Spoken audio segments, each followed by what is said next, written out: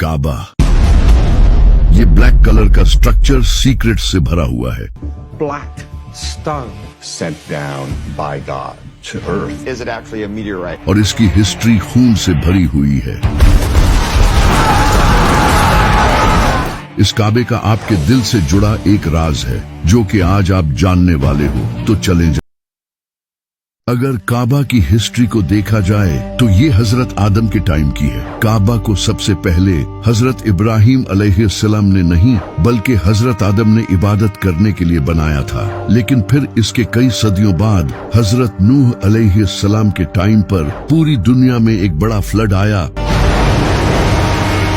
जिससे काबा डिस्ट्रॉय हो गया और सिर्फ इसके कुछ निशान रह गए थे जिनका नबियों और फरिश्तों को पता होता था। लेकिन फिर एक दिन इस दुनिया में अल्लाह के खलील का जन्म हुआ, इब्राहिम। हजरत इब्राहिम अलैहिस्सलाम अल्लाह से शदीद मोहब्बत करते थे और उन्होंने अल्लाह के लिए अपनी हर एक अजीज चीज कुर्बान की। हजरत इब्राहिम अलैहिस्सलाम उस वक्त फिलिस्तीन में रहते थे। तो एक दिन अल्लाह ने हजरत इब्राहिम अलैहिस्सलाम को हुक्म दिया कि वो काबा को तामीर करें। हजरत इब्राहिम अलैहिस्सलाम ने जहां पहले काबा था उसके आसार ढूंढे और वहां काबा बनाना शुरू किया। हजरत इब्राहिम अलैहिस्सलाम ने पास के पहाड़ों से पत्थर उठाकर काबा को बनाना शुरू किया। हजरत इस्माइल अलैहिस्सलाम पत्थर ला रहे थे और हजरत इब्राहिम अलैहिस्सलाम पत्थरों से काबे की दीवारें बना रहे थे। जब काबे की दीवारें बन गई तो हजरत इब्राहिम अलैहिस्सलाम एक बड़े पत्थर पर खड़े हुए। उस पत्थर पर हजरत इब्राहिम अलैहिस्सलाम के मुबारक पैरों के निशान छिप गए।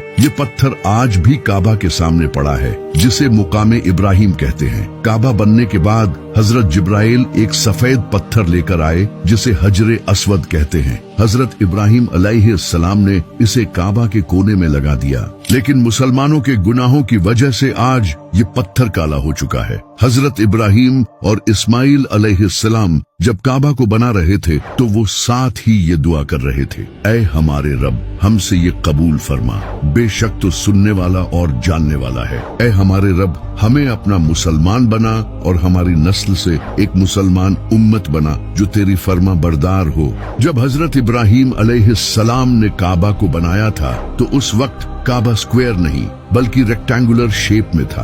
और ये जो हिजरे इस्माइल वाली जगह है ये भी उस वक्त काबा में इंक्लूडेड थी। इसके दो दरवाजे थे, एक एंट्री के लिए और दूसरा दरवाजा एग्जिट के लिए था और इसकी हाइट 9 हाथ ऊंची थी। इसके बाद हजरत इस्माइल अलैहिस्सलाम की नस्ल वक्त गुजरने के साथ साथ काबा की देखभाल करती रही और आहिस्ता आहिस्ता लोगों ने काबा में बुत रखने शुरू कर दिए। फिर साल 570 ईस्वी में जब नबी सल्लल्लाहु अलैहि वसल्लम की पैदाइश का साल आया तो इसी साल एक इंसान ने काबा पर हमला करने का प्लान बनाया। इसका नाम अब्राहा था। अब्राहा एक बादशाह था जिसकी यमन पर हुकूमत थी और वो ये चाहता था कि जिस तरह दुनिया भर से लोग काबा आते हैं इसे छोड़कर लोग यमन में आएं। इसीलिए इसने यमन में एक बड़ा कैथीड्रल भी बनाया। लेकिन लोग फिर भी इसके कैथीड्रल की जियारत करने नहीं आए क्योंकि अरब के लोग काबा को एक बहुत ही इम्पोर्टेंट रिलीजियस प्लेस मानते थे और काबा में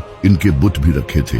इससे परेशान होकर अब्राहा ने काबा को तबाह करने का फैसला किया। अब्राहा ने एक बड़ी फौज तैयार की जिसमें बड़े बड़े हाथी थे जो अरब के लोगों के लिए बहुत खतरनाक थे क्योंकि अरब के लोगों ने जिंदगी में कभी हाथी नहीं देखे थे। इनके घोड़े भी हाथियों से डरते थे। अब्राहा अपनी फौज को लेकर यमन से मक्का की तरफ रवाना हुआ।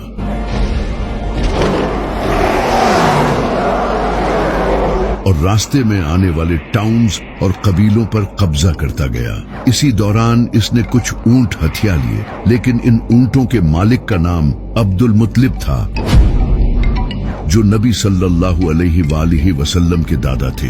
जब हजरत अब्दुल मुत्तलिब को इसका पता चला तो वो अब्राहा से मिलने गए और इसके पास जाकर उन्होंने अपने ऊंट वापस मांगे।